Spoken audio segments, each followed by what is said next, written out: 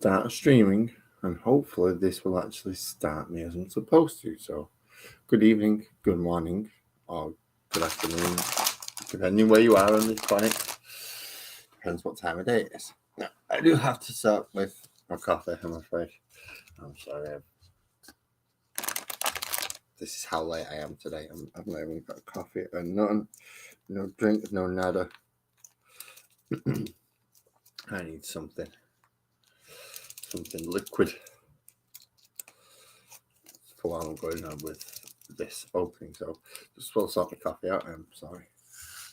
Sure, lots and lots of it because it's needed at the first thing in the morning. We need coffee. Good morning, Blizzard. How are we doing? Hopefully you're more awake than I am. Which wouldn't take much in fairness. It wouldn't take much to be more awake than I am. A stirry stick.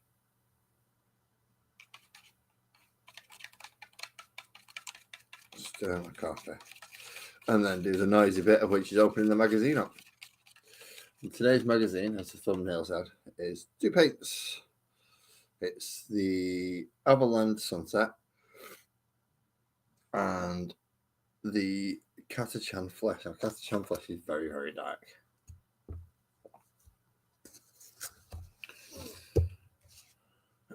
Move that a little bit more out of the way and move labels out of the way because we're not sponsored by them. So,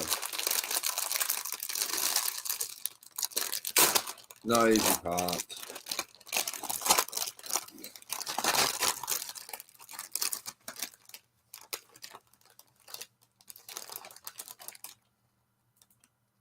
Lots of little white things, okay. And we have issue 22 of Combat Patrol, along with the Hachette Flesh, which is quite a nice brown, actually. For a flesh shade, it's not quite what I was looking. Before and after coffee, yeah. Here's what Loz looks like half dead, and here's what it looks like once he's finally woken up.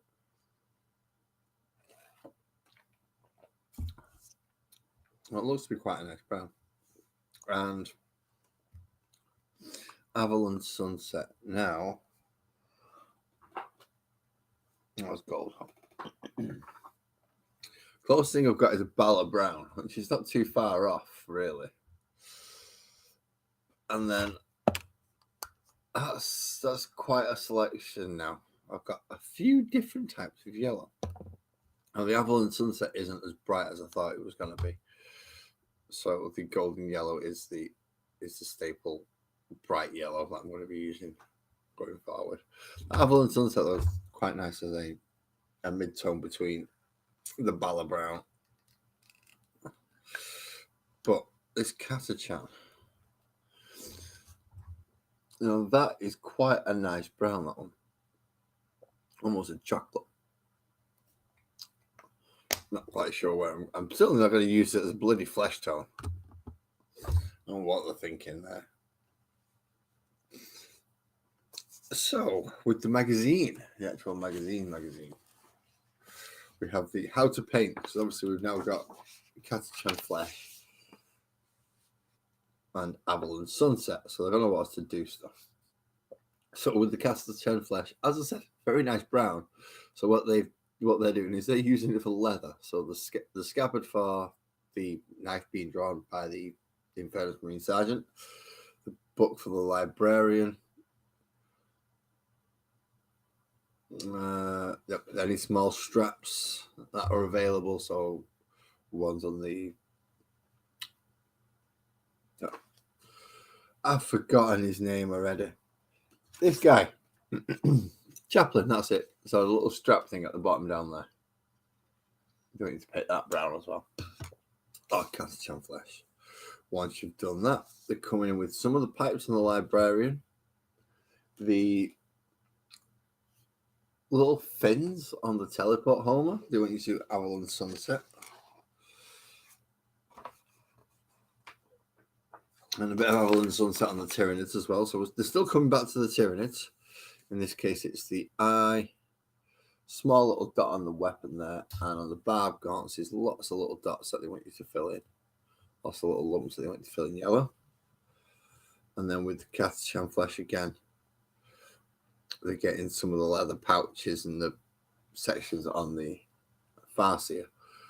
So you're going to have to go back through a lot of the models that you've already been through. Let's come back just to put the Avalon Sunset layer on, and the Catachan brown, Catachan flesh layers on.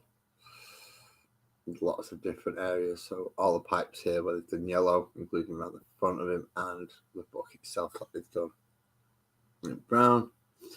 The leather that they've done brown on here. Now they've done the book different colour on here, but they've done the strap brown, you see, and his gun holster.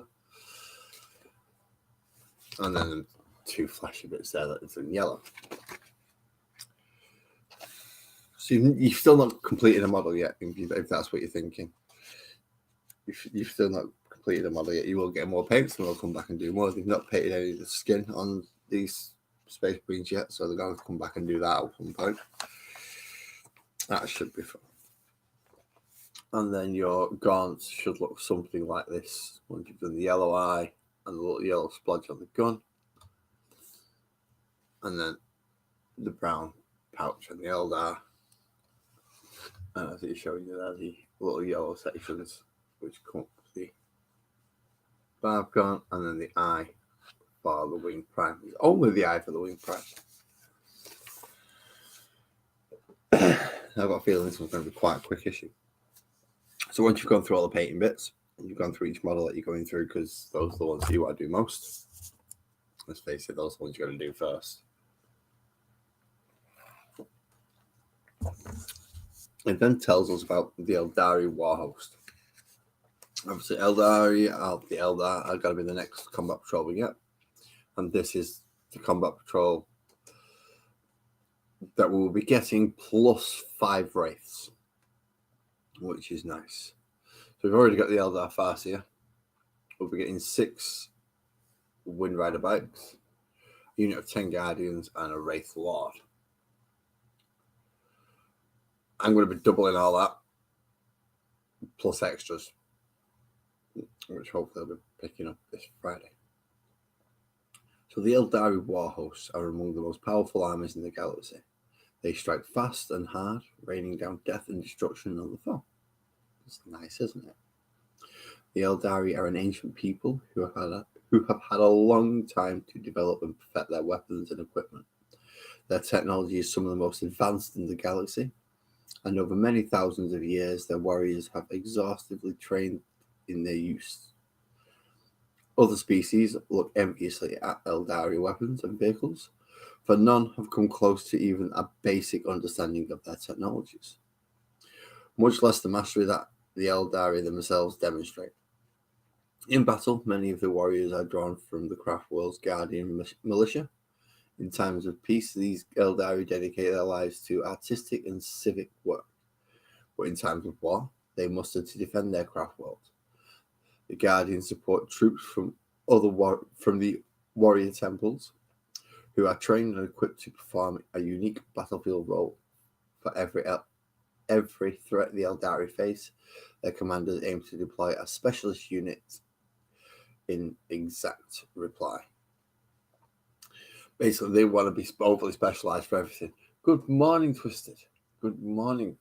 I haven't responded to you because my phone's currently looking at me. Sounds weird. I'm not being stalked by my phone. It's just being used as a camera.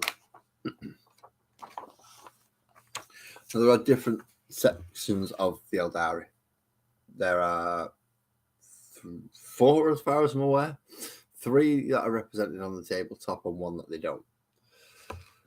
The first one being the Craft Worlds. The Craft Worlds of the Eldari are huge constructs of psychoactive wraithbone that cruise through the galaxy at sublight speeds. Each is the size of a small planet and is the home of an entire self-sustained community of Eldari. So the Craft Worlds are one of the ones, basically big, giant spaceships that travel and acts as a planet. And with those craft worlds, you do get a few different types. So we have Simhan, Ulthway, Eandon, and Alaita. I can't pronounce that one. That one's a pain in the backside.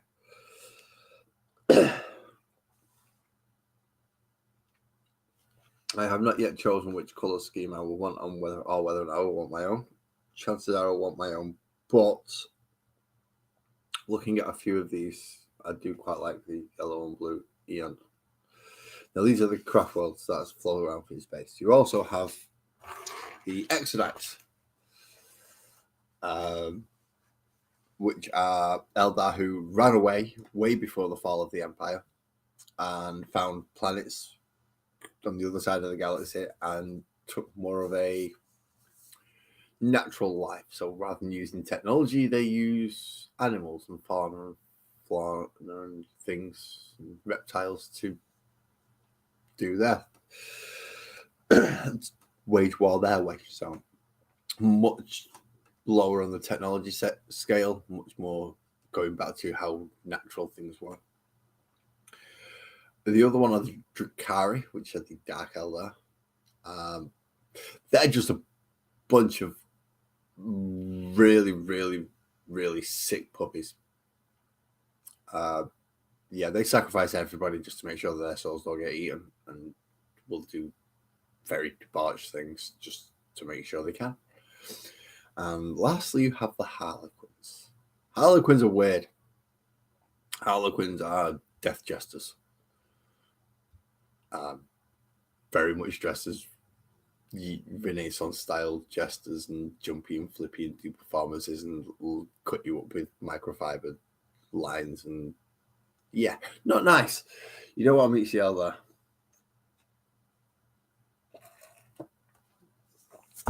And then you've got the standard nice Eldar that are just going to shoot you with monofilament discs. Fun, isn't it? So there are a few different types of Eldar. Although in this we'll only be following the standard Eldari craft worlds. So a galaxy at war. A nice big one here. The Imperium spans most of the known galaxy, an area so vast it would take many lifetimes to cross, even travelling at the speed of light. Across these huge distances, many wars rage, enveloping planets, star systems, and even entire subsectors in desperate battles for survival. Yeah, basically, there is only war.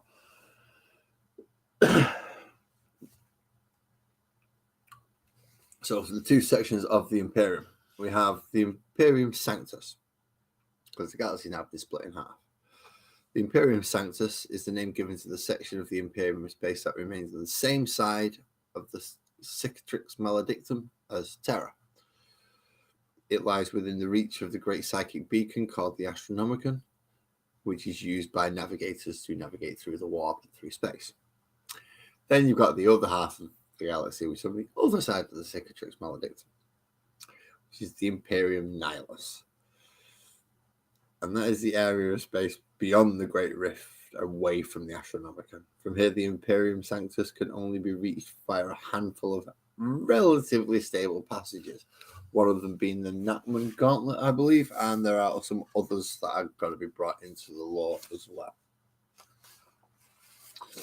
So here we go. We have a rough map now. So that big red line is the Cicatrix Maledictum. Try and say that 5 times fast when you're drunk. It is damn near impossible. So we have Terra and Mars, which are over here. And all this light section down here is the bit where everyone can travel freely and nicely. This dark bit up here, however, is not so good. And it's not like all the good guys are down here, all the Space Marines are down here, and all the bad guys are up there. No. The Blood Angels are stuck up there, for instance.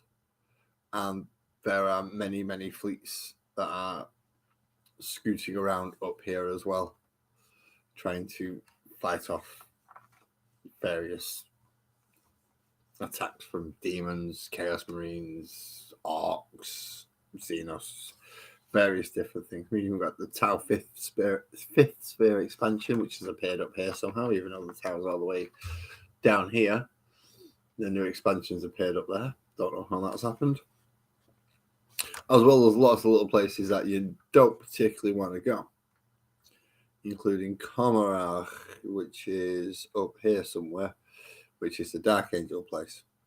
You don't want to go there because, well, they're going to tell you it's a slave and stick you in the arena pits. Yay. But it's not all good on this side either, because you've got like the Planet of the Sorcerers, the Maelstrom, Arcadia, where that blew up, is on this side technically. And you've got some other sections. I believe this is where the Tyranids are coming over from. So the new Tyranid invasion is coming from this section instead of there, or there, like ours done. And down here somewhere, you've got the Necrons trying to shut everything out and turn everything off. So it's all fun and games in a galaxy that's just trying to rip everything apart and blow your head off. Well, here we are. We are going through a few of the war zones. So galactic war zones. Conflict can break out anywhere in the galaxy. Areas that are well mapped may come under attack at any time, and vessels venturing into unknown territory may face countless threats. However, there are several areas in which fighting is fiercest as troops clash and wars rage for many years. So, Warzone Bastio. As the Fourth Tyrannic War began to intensify, the Bastio subsector came under attack from a Tyranid hive fleet. As the situation worsened, fighting broke out between many of the other factions in the area. There's one of them. The Pariah Nexus, which is the thing I was trying to remember a minute ago with the Necrons. The Pariah Nexus. The Pariah Nexus contains many Necron structures made from black stone, which have been engineered to shut out the taint of the warp. An Imperial investigation sparked a war that continues to rage there to this day. That's supposed to be quite a good one, because that was going to be one of the newer settings until I think we've sidelined it for now, which is not good. I was quite looking forward to that setting.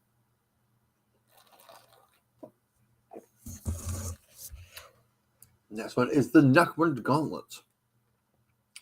The Nachmund Gauntlet is the largest known stable passage from one side of the Great Rift to the other.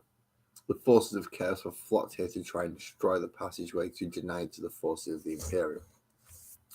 That's the big one that they started at, the big campaign saying they started at, I think it was 9th, they actually started the Nachmund Gauntlet section. They told us about it in 8th, but they actually started it in 9th.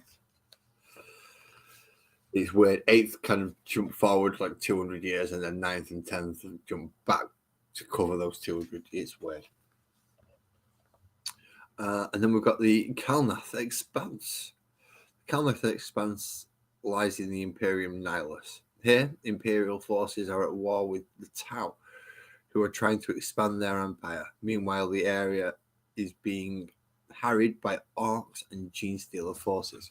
So around that 5th sphere expansion, everyone's kicking off. You got Marines kicking off and the Imperium kicking off with the Tau, and the Orcs just coming for a good old scrap, and the Genestealer cult's going, hee, you can all be food for the Great Devourer. So it's not always fun and games and straightforward to go, yeah, I'm fighting that one. Sometimes you're fighting about 3 different people, and one of them you think might even be your help. Not that they ever do, they all turn on each other. Oh, we have the naming section again, or the background section again for Eldari characters. The Eldari live long lives filled with experience, serving as seers, leaders, and warriors, among many other possible paths. Roll in the table below to discover the background and title of your Farseer, and the title of the warrior whose soul is implanted in your Wraith Lord. Oh, we get to do twice. So for the Farseer, on a d6, if you roll a 1 or a 2, This Farseer is an artisan who embarked on the path of the seer after their craft world was attacked by chaos forces. Their title is the Storm of Blades. If you get 3 out of 4, this Farseer received a vision when they were a warlock and has chosen to remain on the path of the seer. And that's the Shadow of Death would be the title for that one. A 5 or 6. This Farseer lost many of their comrades in an orc raid and has harboured a particular hatred for them ever since. And that is the title of it, The Blinding Light. So that's the name of Farseer. What about the big old daddy Wraith Lord? And you're going to give us a table for that one? Yes, they are.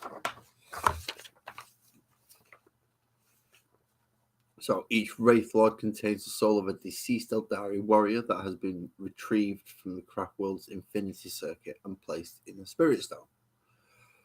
Although now neither alive nor dead, each of these warriors had a legendary history in life. So again, you would do the D6 roll. If you get a 1 or a 2, the Wraith Lord contains the soul of a formidable warrior who achieved many great victories over tyrannid swarms. And the title will be The Silent Blade. You get 3 out of 4. This Wraith Lord contains the soul of a former Autarch. Autarch. Yeah. Autarch. I think that's the right way to pronounce that word there. Who led the Craft World's army for many years before their death. And that will get the title of The Tide of Fire. If you get 5 or a 6, this Wraith Lord contains the soul of a former warrior who served as a Howling Banshee aspect warrior. And that will get the title of The Howl of Anguish. Seems fairly simple. Now we get into the play section, where it's going to want us to do lots of different things. Oh, no, it's given us reasonably straightforward, and then it tells us how to keep track of it. Okay. So playing Combat Patrol. Welcome to Combat Patrol.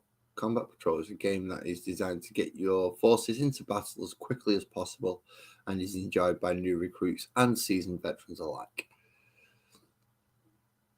Combat Patrol is the quickest and simplest way to start collecting and playing Warhammer 40,000. In Combat Patrol games, each player will command a compact army of Citadel miniatures in tactical clashes that should last up to an hour. They've not played properly, have they? They've never actually played.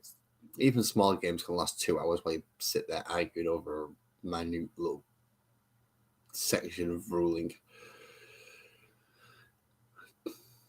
Typically comprising the contents of a Combat Patrol box, every Combat Patrol force is a great starting point for any aspiring Warhammer 40,000 general, as well as being amazing tools for collecting. The models from each one can face off against each other in quick and exciting pickup games.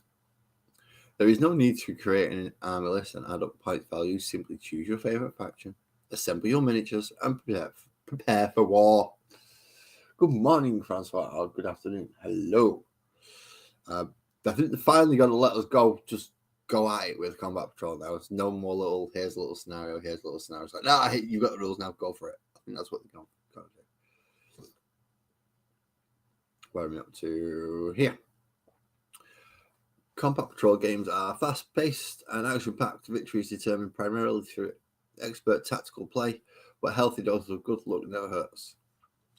Games revolve around a set of missions you and your opponent will need in order to play, e.g. core missions. These are prefaced with a short and simple sequence that leads you through a step such as creating a battlefield prior to deploying your forces. Each mission gives the players a different set of tactical challenges to master, as well as describing a strategic goal that they must strive to achieve in order to score victory points. At the battle's end, when the smoke has cleared, victory will go to the player who scored the most victory points. So players must keep in mind the objectives of their chosen missions at all times. Combat Patrol missions are designed to ensure that neither player can claim an advantage at the battle's onset. meaning they are perfect for casual games and friendly competitions alike, as well as being the best way to play quick games of Warhammer 40k. Combat Patrol is a great opportunity to try out different factions and familiarise yourself with the unique tactics and playstyles of each one.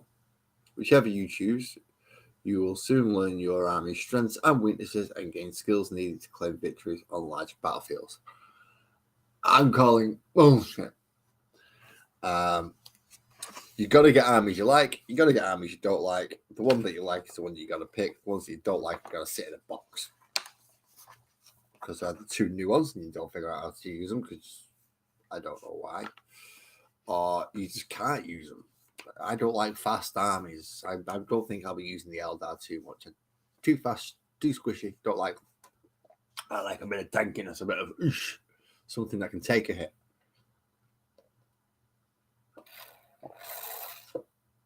This cup is really noisy.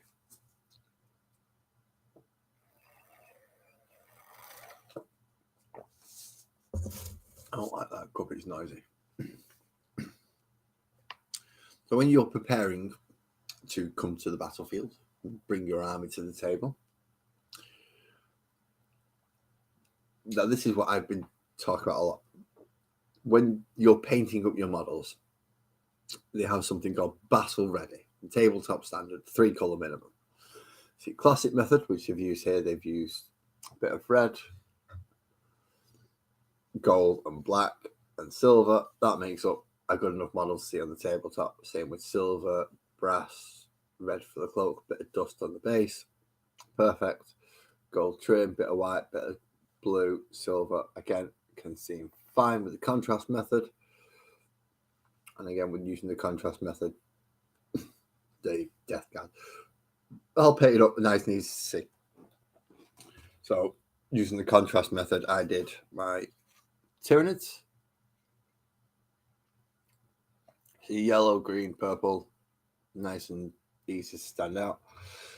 Not so much using the contrast method, but I also have my Space Marine faction, which is majority black, but blue shoulder pads, red guns, obviously different coloured capes and cloaks and bits of paper and other things that are scattered around. So layer method still works, and contrast method I also use both. So both of those I have used. But it's nice just to have your army painted so your opponent can tell what's what. Especially when it comes to Space Marines, because you just got grey Space Marines and a lot of them have got bolters and some of them have got plasma guns and some of them have got this weapon and some of them. So Inferno Marines, Hellblasters, and Intercessors. If you don't paint them, your opponent's not going to have much of a clue what the difference is. Whereas if you paint them, nice red bolters for the Intercessors, blue power coils on the plasma incinerators for the Hellblasters, and then kind of brassy and flamethrower like for the Infernus Marines, just by changing that weapon color, even though the rest of the model is pretty much the same, it makes it easier for your opponent to tell what they actually are. Now they're coming to lay out the battlefield. This is the bit I have trouble with because I don't have a lot of big stuff and wally stuff. It doesn't work as well for me. I have to make do with hills and things. So in addition to needing the 2 combat patrols to face off against each other, there will be required a battlefield in which to play. In combat patrol missions, it's up to the players to create the battlefield for their army to fight on, which I'm gutted about because they used to give you scenery, but they don't in this one. They're not giving us any scenery in this one, which I'm a little bit miffed about. I would have been happy if you just give us that bit, just that bit. That would have been fine. Just enough to get a combat patrol going, but no. They don't give us any scenery. So now they are giving us combat patrol missions. So out of the 6 core missions, which I'm assuming is in section G, which I don't think is actually in here. Oh no, there it is. So section G is here. It is there. And then a nice little checklist to show who we faced against who. So select a combat patrol and enhancement. So you select your combat patrol plus whatever enhancement would go with it when they give us the rule for it. Each warlord will get an enhancement for their army. Once you've done that, you also determine what mission you're playing. So it's Clash of Patrols for Core Mission 1, Hachette Recovery, Forward Outpost, Scottish Earth, Sweeping Raid, or Display of Might. Depends on which mission you get for your role. Each mission has a rule that applies for the duration of the battle and primary objectives that award victory points to players. Read and familiarize yourself with these before proceeding. And it's also got a few different keys. So center of the battlefield, objective markers, no man's land, defender's battlefield edge, attacker's battlefield edge, defender's deployment zone, and attacker's deployment zone. So when I turn over, it should lay all that out nice and easy. Yeah, so simple mission. We have defender's battle edge, defender's deployment zone, attacker's board edge, attacker's deployment zone, center of the board, and 4 objectives. Now, in this one, it seems relatively simple. Retrieve intelligence for this one. In each player's command phase, from the second battle round onwards, the players whose turn it is can select one objective marker they control and recover data from that objective marker. Each time a player recovers data from an objective marker, if their warlord is on the battlefield or is embarked in a transport on the battlefield, they gain 1 CP. Each objective marker can only be selected for this rule once by either player. So primary objective is take and hold. At the end of each player's command phase, the player whose turn it is scores 5 victory points for each objective marker they control to a maximum of 15, so 3. In the 5th battle round, the player who has the first turn scores victory points as described above. The player who has the second turn scores victory points as described above, but does so at the end of their turn instead of the end of their command phase. I'm assuming that's to give them a chance to catch up, whereas the other one would have carried on. So in this one, they're actually just expecting you to play. You already played through the rules now. Set up, deploy, off you go. So we'll see who goes first. Then work through the turns, command phase, movement phase, shooting phase, charge phase, fight phase. I think that's it. Yeah. Command, move, shoot, charge, fight. I think that's all of them. I've noticed my chair's catching my curtain behind me, which is the amazing. And coming towards one of the last pages, because we will be getting all of these combat patrols.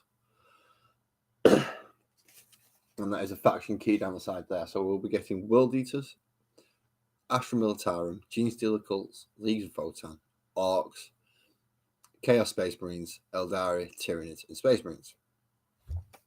And then it's give us a key down here. So we have whoever's the attacker and whoever's the defender. And we can have them match up. And basically run a mini league. So if it's just you and one other person, you can say, right, okay, I'll be attacker this time, you'll be defender, and vice versa up next time they play. And one plays one side, one plays the other, and you can see which side you fancy. See which side you think are going to run better and which side you prefer to go with. Now, it's still annoying because they've give that pictures of lots of stuff that we will be getting. We will be getting Legionnaires to a degree, and we will be getting a Mauler Fiend, or a Forge Fiend, but that's not till like right towards the end when we get the World Eaters. So, yeah. I'm not happy about that picture they keep showing on back there. However, that is the end of the magazine, which means there's only one page left to go, and that is the what's coming in the next 2 weeks, which we already know. So 23 and 24, we'll be getting the Guardian Defenders. Now it is a total of 2, 4, 6, 8, 10 warriors and a heavy weapons platform. See the heavy weapons platform there. So how that's gonna come, I've got a feeling we'll get most of the warriors on the sprues in the first one, and then get like the last 3 warriors heavy weapon platform and all the bases in the second one. So in the next one, we will be getting the first half of the Guardian Defenders, and it will tell us about the Great Rift and the weapons of the Azurani. They keep changing the name of the Space Elves, for Christ's sake. They've been Space Elves, they've been Eldari, they've been Eldar, now the Azurani. Just call them the Space Elves, for Christ's sake. 100-hour. I'm not doing a 100-hour stream. That's like over 4 days. That's stupid. I couldn't do that long without sleep. Storm Guardians are tempting. Hopefully, I'll say hopefully, this Friday I should be picking up the Triumvirate of Inade. So that'll be the Incarn,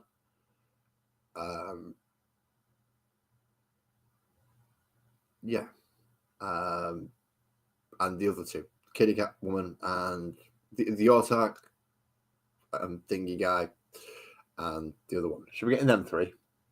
Another unit of Guardians, 20 Dire Avengers, 5 Dark Reapers, 9 Bikes, 10 Wraith Guard or Wraithblade constructs models, a Wraith Lord, a Warwalker, and a Farseer.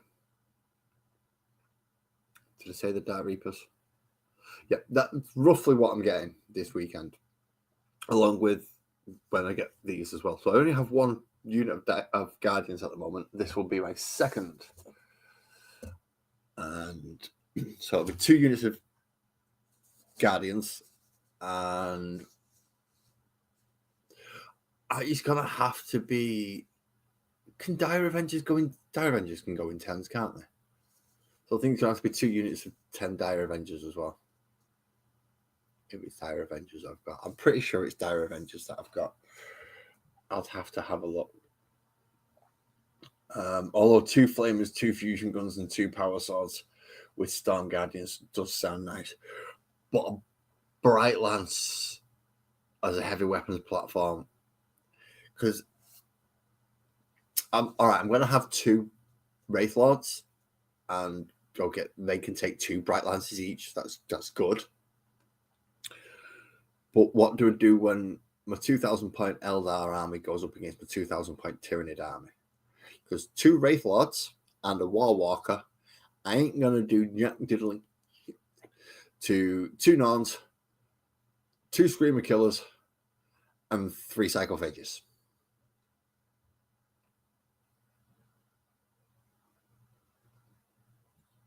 Ooh, nice. Dire Avenger mod. Yeah, one of them big. Is it Dire Avengers? So the Dire Avengers are Howling. I'm pretty sure it's Dire Avengers that I'm going to be getting, not the Howling Banshees. The Howling Banshees are the ones with the swords and the weird mullet, aren't they? Pretty sure they are. Well, you will be seeing a lot of Eldar in these coming weeks because they have just had their new release, haven't they? So it's going to be lots of them nice new Warp Spiders and the Sweeping Hawks and all the Autarks coming around. It's going to look awesome. But I'm only just getting into Eldar. I'm only just starting an Eldar force. Granted, I will have a 2,000 point force very quickly, but still, I'm only just starting. I'm only just starting on them, so it's going to be. I'm not sure how I'm going to do them. I just know that I'm going to end up with a 2,000 point Eldar force. In fact, I've just realised something. This little key here at the bottom, because I'm still chatting away, I'm still talking. I'm trying to be 40 minutes and I'm doing reasonably well. This little key here, it seems to be going in a very, very, very recognisable order. So anyone who's been on the Discord, or my Discord, should I say, and found Graham's little posting, you'll recognise this order. This is, by the looks of it, the order that they're actually coming out in. So we've had Space Marines, we've had Tyranids, we're starting on the Eldar, which is what we're going to be getting next, all the way up until we get the Chaos, the first Chaos Marine unit, and then we get the Wraiths after it, and then we carry on with Chaos. And then so literally that is the order it's going to be going in. So once we finish with the Eldar, it'll be finishing off, will be the Chaos Marines. Once we finish the Chaos Marines, it's the Orcs versus, and then the Leagues of Votan, then the Gene Stealer cults, then the Astra Militarum, and last of all the World Eaters. So, right. So it's going to be 1, 2, 3. So I'm going to have to start a Chaos Marine army. Well, they're going to be put into the World Eaters. I'm just going to give them all chainswords and pistols and make them all into World Eaters. So the Chaos Marines are going to be World Eaters. Orcs are just going to get integrated with my Orcs. Leagues of Votan. I don't have any plans for the Leagues of Votan, the Gene Stealer cults, or the Astra Militarum.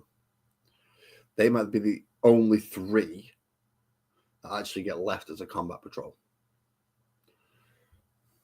Which would be a shame if I'm getting 2,000 points worth of all the other factions.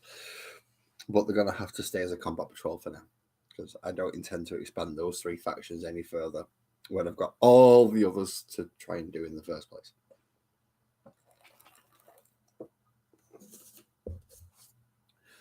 I say all the others. I'm not quite sure how I'm going to expand Chaos, or at least the World Eaters, into a full 2,000 point. I mean, Angron would do it. It'll help a lot. And a few more Terminators or Khorne Berserkers. But I don't really want to go down that road. I might just turn... Gene Stealer cults being turned into cultists might be a possibility. As well as the Astra Militarum also turn into cults. I mean, that's a lot of cultists, so I don't really be wanting to run that many cultists. It'll be horrible. It'll be a horrible way to do it. That'd be like, what, 40, 50, 60. That'd be just too many cultists. About 60 bloody models, so what? Yeah, 6 units of 10-ish. And that's before I even touch the Leagues of Votan. And I am tempted to convert them into other things. The Temptations... Angry Ron does look fun to paint, but he also looks very, very complicated to paint as Angry Ron. It's better than Robert Gurleyman, though. I'd rather paint Angry Ron than Gurleyman. Gurleyman's just too much blue and gold. It's definitely too much blue and gold. So what we're getting... I'm jumping backwards and forwards. So we've been through... All right, so we're going through the Great Rift and the weapons of the Azurani in part 23. Part 24, we get the Guardians part 2, the fall of the Eldari, dirty, dirty, dirty, hedonistic scum that they are, and that's why they fell. And it tells us about the Silver Templars, which are Hachette's own. I can't even see the word Hachette on here half of the time.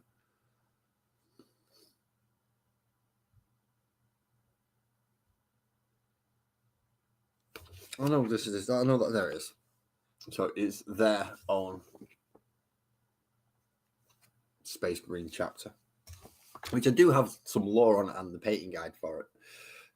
But I don't want Silver Templars because they just look like Grey Knights. You can argue as much as you want in the comment section down there, because Silver Templars just look like Grey Knights, and I don't want Grey Knights. I'd rather have Thousands.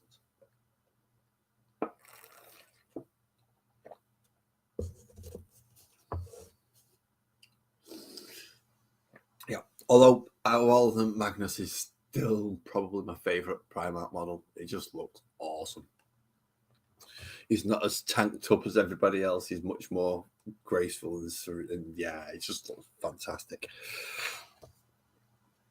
So nice start to this I wanted to do one quick test though, which is I want to see color differences between the Pro Acryl bright yellow and the Avalon Sunset,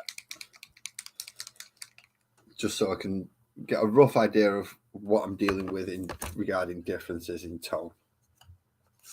Because some paints are really different and some look really different and aren't. So I want to find out now if there's going to be a huge difference between the two. So there's that one. Avalon Sunset. Yes, you do. You need to get back to Magnus. Magnus does like an absolutely fantastic model that everybody should at least attempt once. Saying the guy who hasn't got one to attempt yet. Although I would be willing to try the AliExpress, whichever cheap version is available, just to see what it's like. Okay, so Avalon Sunset. Yeah, it's much more of the mustardy shade of. Can't even see under there. Yeah, that's much more of the mustardy shade of yellow. Let's just.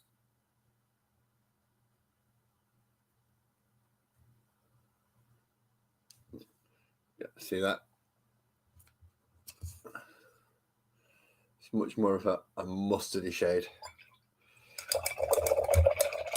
Whereas, I'm not complaining about that because that's a nice shade of yellow, but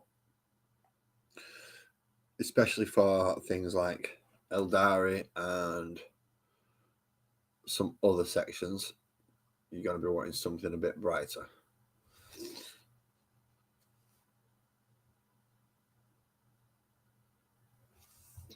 So there we go. We have the Avalon Sunset, which is the which one's this one? Golden Yellow Pro Acryl.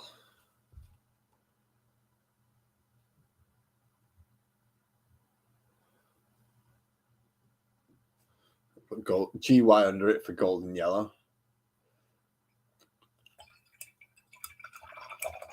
Tahalia Vedra is what's a Tahalia Vedra, Francois? Is that a very close but not quite proxy model, or is that something that I'm just being stupid about, which I'm sure you're used to at this moment in time of me just being dumb?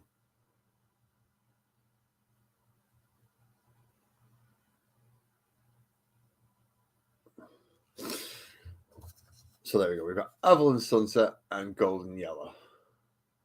That's a big difference. One is very much more an orangey brown, an orangey, whereas a Golden Yellow is very like canary.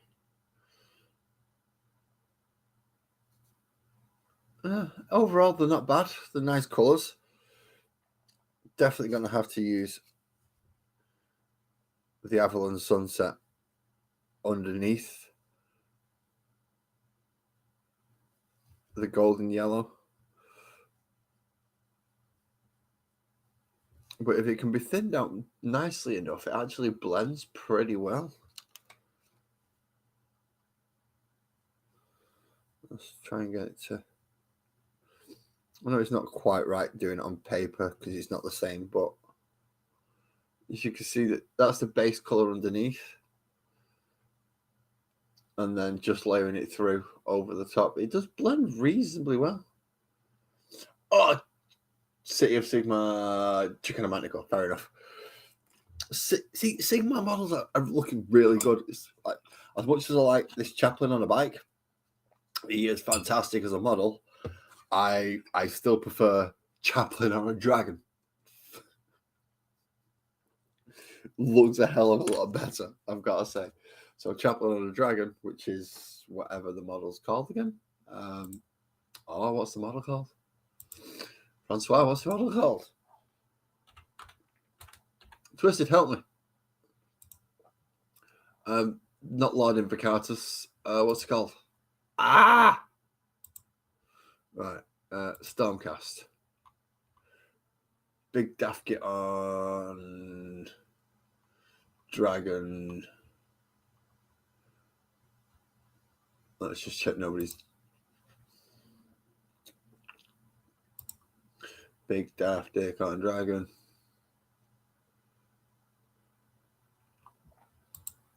Oh, come on. There aren't many that big daft dickheads on Dragon. There it is. Ionis Cryptborn, Warden of Lost Souls. That one. That kicks ass as far as a model goes. Like, yeah. He's just steaming his way through. It just looks awesome as a model. Also, if it was to collect Blood Angels, the new Sanguinary Guard, don't like them. I would rather get prosecutors from the Age of Sigmar, the ones with the fiery wings and the spears and the shield. I would rather get them than the new Sanguinary Guard. Well, that's just my opinion on those. I would also like to use a lot of the Stormcast stuff for things like Sternguard and Vanguard Veterans and Terminators and things. Because there are some bloody fantastic models. Talia wrong. Talia. Where are you? Iridan the Witness. Lord Celian. Celestian Prime.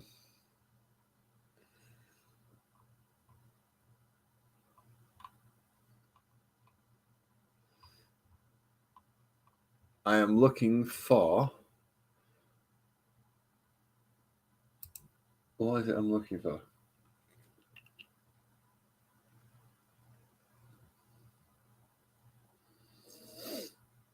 Ooh, see, I don't like Forge World. Talia Vedra. Right, I'm going to actually search that one, I think.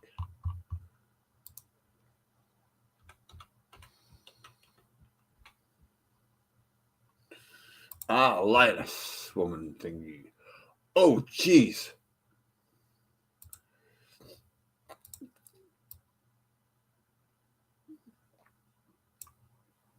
Really? She's got like half a plinth behind her. Nice selection of weapons, though. A mace, axe, sword, and I do like that hammer. The Manticore looks very nice as well. Decent pair of wings for converting us. Ooh, see that is a nice model, that Francois. I do like the wings of that Manticore. Look very nice for converting something into, say, a Demon Prince or a Winged Hive Tyrant.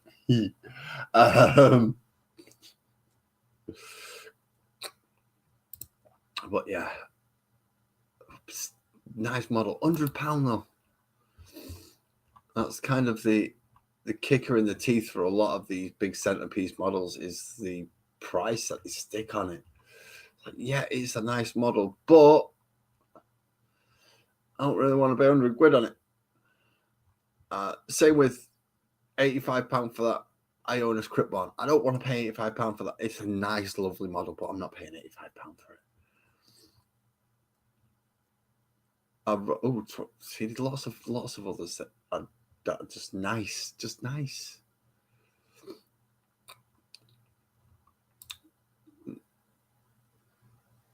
There are other ones that you could get as well. Iridan the Witness, which is more of a hippogriff type. So there's lots and lots of different models.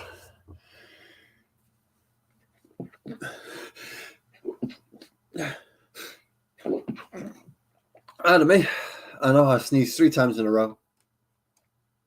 I never sneeze just once. It has to be at least twice, most of the time 3 times. So bear with me a second. Oh, right. So that is us done with Combat Patrol today, and had a nice talk about some models, some future models, some potential wishes and wants for wish lists, and additions to people's piles of shame. Good morning, EB. Are you all right, man? Have you slept? You do. It's like stupid o'clock for you now, isn't it? So it's like 6 o'clock in the morning. ridiculous time like that, bro. But yes, this is the magazine we've done through today. The 2 new paints, and again, I'm not displeased with the Avalon Sunset.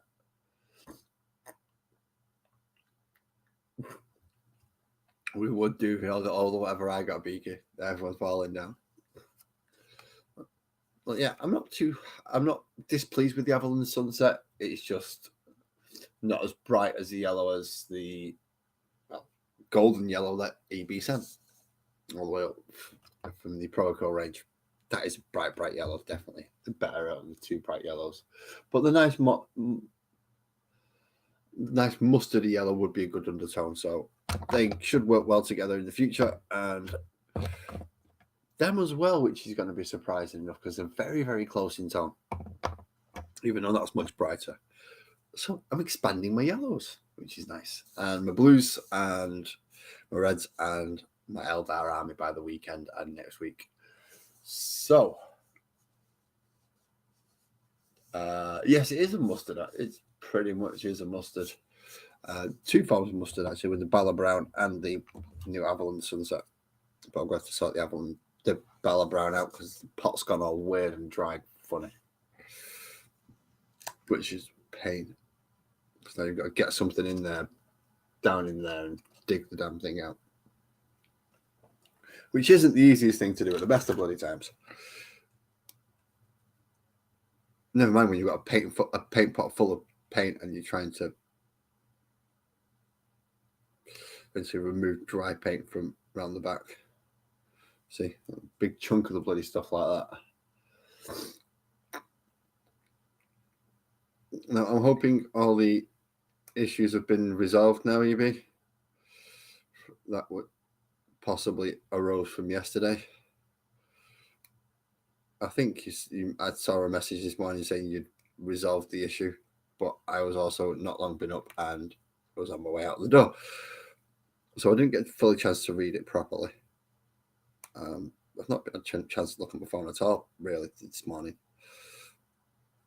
So if anyone has messaged me and you're wondering why I've not got back to you when I've gone live, it's because I've not had a chance to look at my phone yet. That's why I've not responded. Get my homemade shave out on it. Get a grip and pull paint out of the lid right here. Why can a homemade shiv not actually work? Come on, you've got teeth. All I want to do is be able to shut the paint pot. All I'm doing is trying to see this little section here. There we go. I can get that. Then I can get something in there to get a grip. Hopefully. Story of my life. Get a grip. Now, hopefully, fingers crossed. Yay, there we go. That paint pot has closed properly. Look at the size of that gumpy bit that was stuck in it. Oh, yesterday's chat looked absolutely horrendous. I didn't get involved because I went to jump down. Yeah. The one person I can't moderate was involved in that chat at the time, so it kind of shut me off.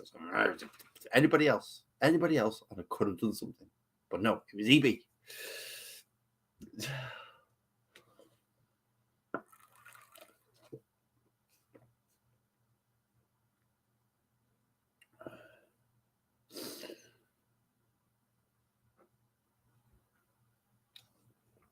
I think we're beyond that point now, EB.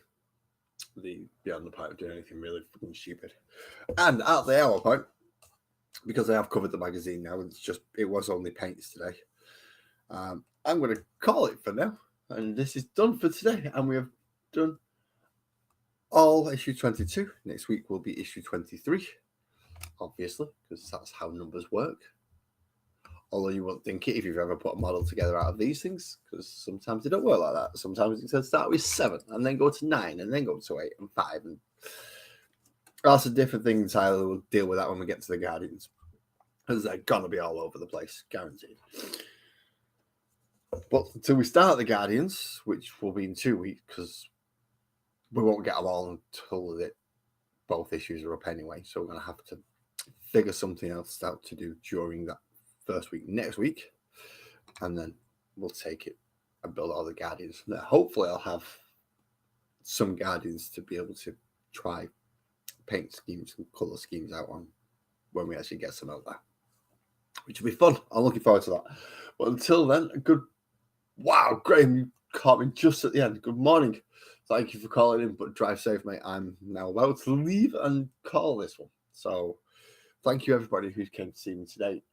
Buzzard, EB, Graham, Francois, Twisted, who have I forgotten? I've got a feeling I've forgotten somebody.